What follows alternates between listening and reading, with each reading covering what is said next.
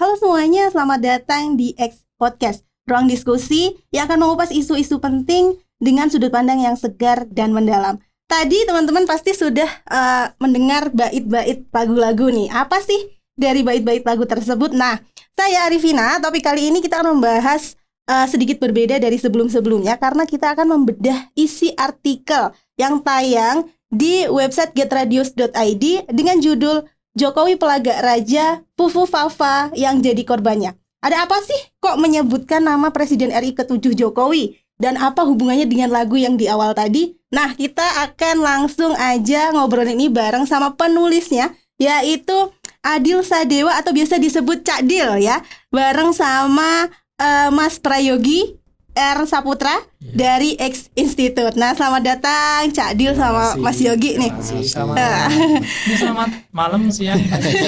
Bebas aja nih, kita menjadi sore aja ya. Oke, di hari ini agak berbeda. Biasanya kita membahas isu-isu langsung gitu, tapi ini kita membedah salah satu artikel yang judulnya cukup menarik nih.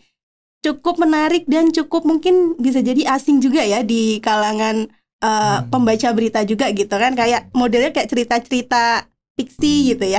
Jokowi pelagak raja, Fufu Fafa korbannya. Nah, sebenarnya apa sih yang ingin disampaikan dari artikel ini? Mungkin Cak Dil dulu yang sebagai penulisnya yang menjawab. Oke, secara umum terus nggak pakai salam ya. Nggak apa-apa. Secara umum intinya gini.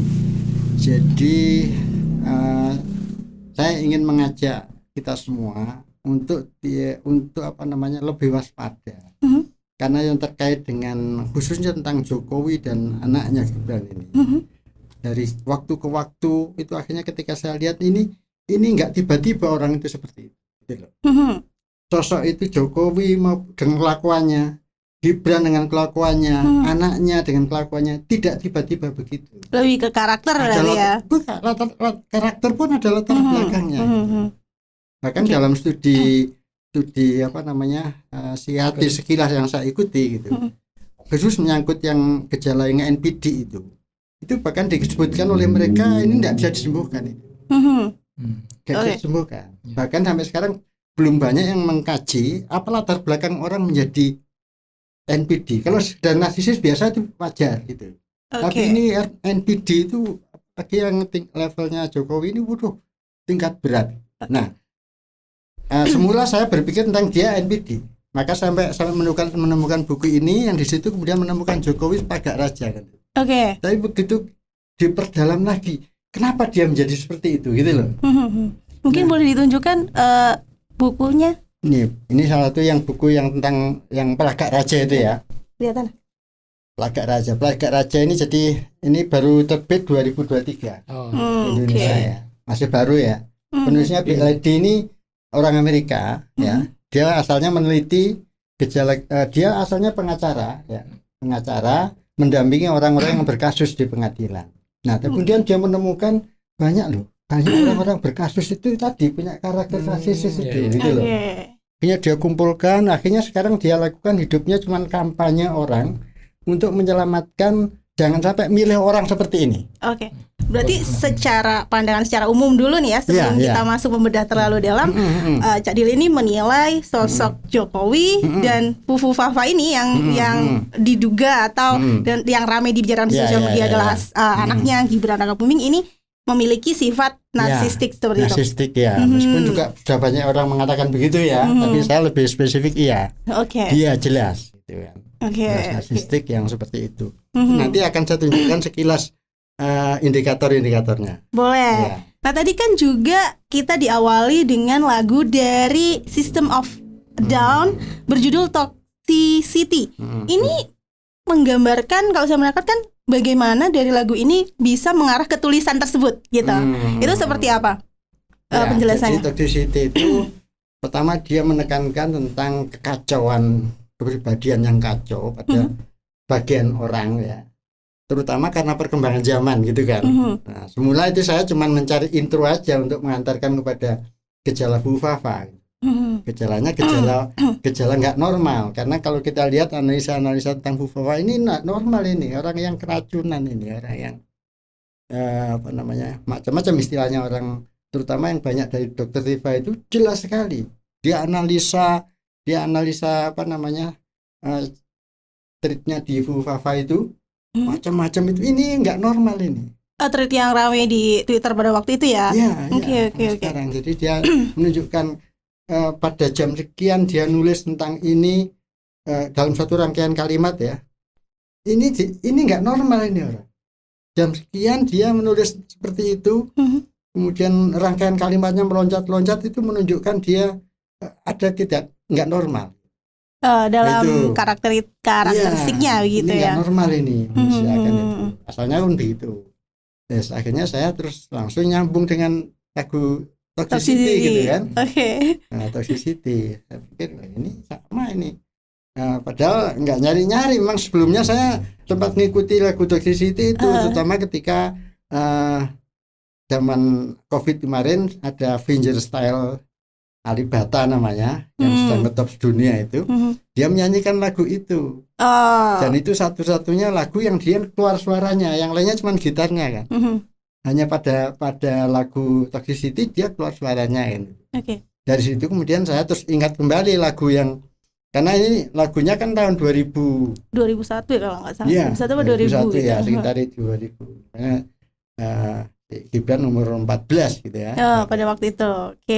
Nah, tak sambung-sambungan aja, tapi intinya saya ingin intronya ini soal ini nggak normal ini kan.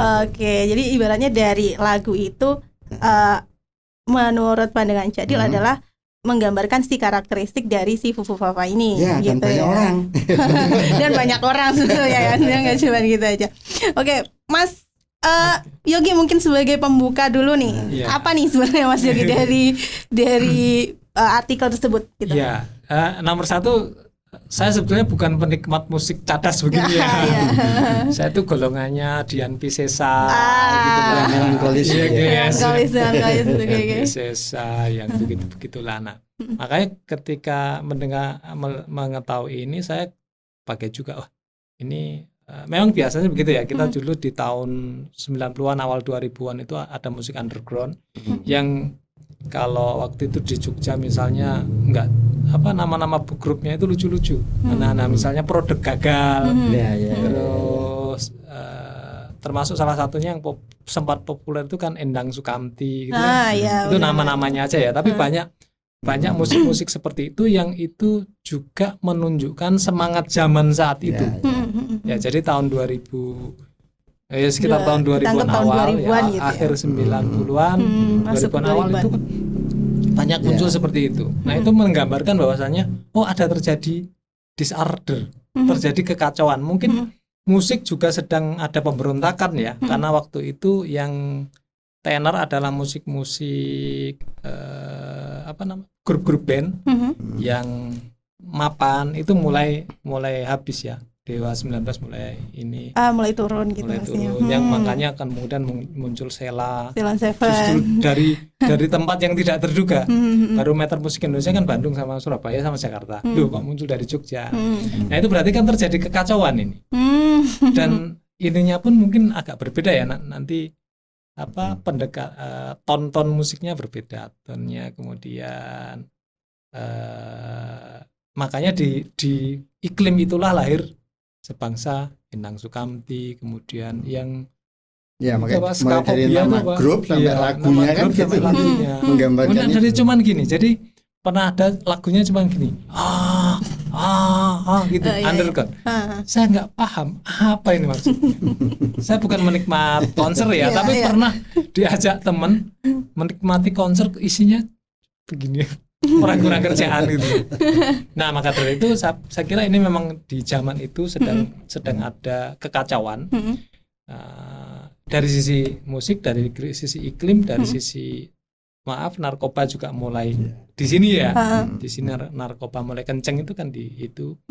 Kemudian teknologi juga dulu kan dikabarkan perpindahan milenium itu kan dari sisi teknologi mulai berbenah ya, teknologi kan bahkan sempat diramalkan kiamat teknologi nanti. Kenapa? 01 jadi bingung. Jadi ya itu kekacauannya ya. Nah, kemudian kalau racun-racunnya ya nanti kita bacakan.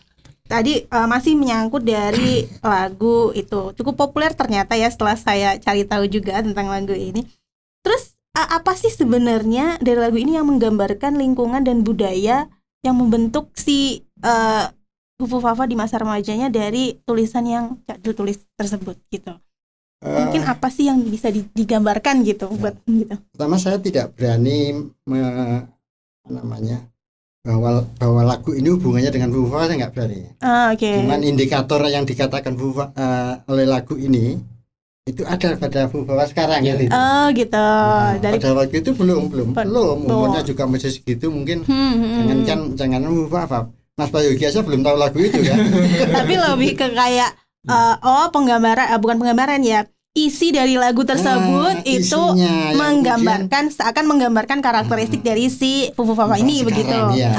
Oke, paham. Saya berarti memahami gitu akhirnya. Terus lirik lagu menggambarkan tentang keracunan dan kekacauan itu tadi. Terus juga dari situ, dari lirik lagu, saya melihat dari tulisannya itu membahas Pokemon nih. Ini apa nih dengan Pokemon nih gitu kan, si kartun lucu menggemaskan ini kok tiba-tiba masuk di serius banget nih di artikel gitu ya kan. Ini membingungkan saya juga, mungkin juga membaca bisa jadi juga bingung ya gitu. Seperti apa? Mungkin bisa dijelaskan. Barusan saya dapat WA dari penulis Surabaya itu. Kamu kok ngerti tentang Pokemon? Tuh, gimana nih? Jadi, Pokemon yang super gemas ini. Gini, saya mencoba membayangkan tentang masa kecilnya Fufufafa ini ya. Karena itu umur dia SD. SD. Jadi Pokemon itu sekitar 95, 97 sekitar itu. Ya, anak 90-an lah. Iya, anak 90 akhir ya. Saya belum. Saya kayaknya masih bayi atau belum lahir. Saya belum kayaknya ya. 90 akhir. Saya sendiri tidak mengikuti secara ini tapi termasuk yang waktu itu jengkel gitu loh. Ini anak-anak itu. Jadi waktu itu akhir tahun 90 ya. Itu secara umum itu ada dua generasi. Ada nama anak-anak itu bukan dua generasi, dua aliran lah anak-anak itu. Yang satu adalah suka dengan Sulis, lagu-lagu Sulis. Oh iya. Sama Hadat Alwi itu ya. Satu kelompok anak-anak yang tadi suka game aneh-aneh. Oke. Nah, di antara game yang aneh-aneh itu yang secara saya semula nggak menyangka bahwa itu ada hubungannya dengan Pokemon ya. Karena gamenya kan banyak sekali. Betul. Tapi dari sekian game itu yang punya yang tidak punya nilai apa-apa ya, tidak mendidik apa-apa kepada anak-anak itu. Kecuali untuk menang, kalau perlu curang itu dong. Jadi lebih ke game Pokemon ini serinya banyak sekali sampai 800 berapa itu. Oh iya. Saya karena saya nggak termasuk dua tadi, bukan kelompoknya penggemar Sulis, bukan pemain game juga. Saya anti game sampai hari ini. Jadi kalau misalnya kalau entah game entah mainan anak-anak ya, bahkan sampai tingkat katakanlah begini, anak-anak kita yang terpengaruh oleh yang dari luar ya, dongeng misalnya. Oke lah, kalau sekedar Cinderella itu kan sekedar biasa ya. Sekedar orang mimpi seperti dongeng anak-anak sini yang juga memimpikan seperti itu. Kemudian ada Sailor Moon, ada apa segala. Nah, ketika sampai ini Pokemon itu tadi intinya kan itu waktu itu sampai menjadi semacam dunia Pokemon gitu. Benar. Anak-anak itu menjadi tercekam dalam dunia Pokemon. Kemudian tak pelajari, ngeri sekali. Pokemon itu tidak ada di situ yang dalam setiap serinya itu mencitrakan seorang pahlawan, seorang perjuangan, enggak, gitu loh. Enggak ada itu. Nah, makanya padahal kalau sekedar dari Jepang itu ada sebelumnya, misalnya kalau dalam untuk yang agak lebih dewasa ada Musashi ya, apapun lah bentuknya dia tentang kependekaran yang punya integritas. Atau kalau di film-film TVRI dulu, TV zaman dulu ada Oshin misalnya gitu kan. Karena desa yang sederhana yang di situ ketulusan pengabdian luar biasa kan itu. Jadi ada nilai itu gitu loh. Tapi di Pokemon ternyata tidak ada gitu. Pokemon setelah kita pelajari malah dia Pokemon itu dari apa sih? Ternyata dari Pocket Monster. Jadi Pokemon itu adalah singkatan dari Pocket Monster. Lu kan ngeri jadi. Oke. Jadi anak-anak dididik di ini kan untuk menjadi monster-monster gitu. Oke. Nah, Menyambung kenapa menyambung ke Fufu Fafa? Apakah karena setahu saya ya Fufu Fafa ini kan diindikasikan sebagai Gibran Raka Buming. Nah, dia memang memiliki koleksi Pokemon. Beberapa kalau nggak salah iya koleksi Pokemon gitu pernah dibawa juga di ruang kerjanya pada waktu kan, menjadi wali kota Solo. Nah, apakah karena itu? Maksudnya apakah karena itu akhirnya disambungkan ke Pokemon tersebut atau memang bagaimana menurut Cak Dil sendiri Pokemon ini kok bisa berkontribusi dalam membentuk kepribadian generasi muda? Ya saya membayangkan bahwa seorang anak pada usia seperti itu ya, kalau diasik dengan game itu gitu ya, yang tidak diimbangi dengan dia bergaul dengan anak lingkungannya. Saya nggak tahu apakah Gibran itu punya teman main enggak. Saya belum tahu itu. Saya menduga nggak punya teman main game Pokemon gitu maksudnya? Iya, teman main game biasa. Teman main game biasa. Berinteraksi sosialnya. Saya mencurigai bahwa tidak ada interaksi sosial ya. Nah, sementara di rumah sendiri bapaknya adalah orang yang menyembunyikan sesuatu sehingga nggak tulus dalam. Jadi nanti ketika saya menerangkan tentang NPD itu. Jadi seorang NPD bagaimana pengaruhnya kepada anaknya? Oke, itu nanti kita sampai nyambung sana gitu ya. Gitu. Kalau pada tingkat awal adalah itu. Jadi seorang anak yang tumbuh ya, tumbuh dalam kondisi palsu lah ya. Palsu di rumah cuman ya udah dimanjakan dengan game, dengan mainan segala macam itu. Tidak diimbangi dengan dia mungkin berinteraksi sosial gitu.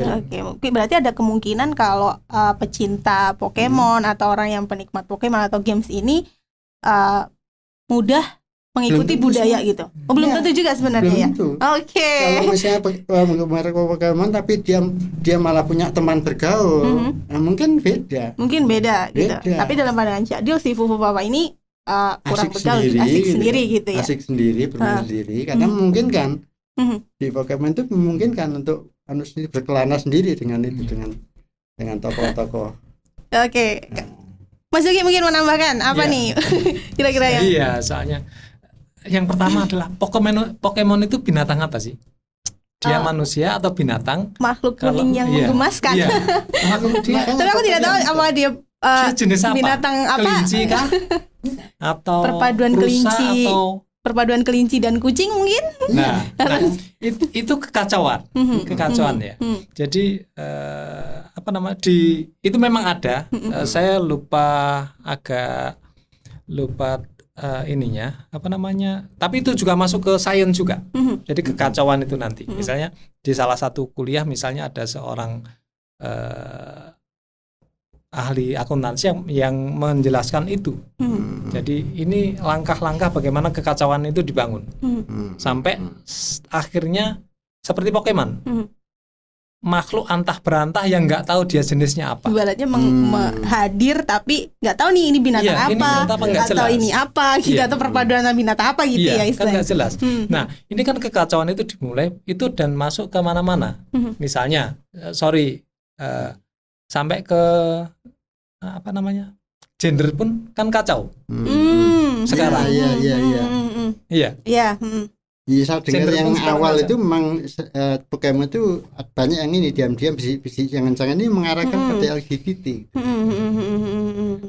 Saya ingat itu. Zaman itu sudah ada keluar itu. Zaman itu. Oh ya. Sudah ada yang ketika awal-awal ini arahnya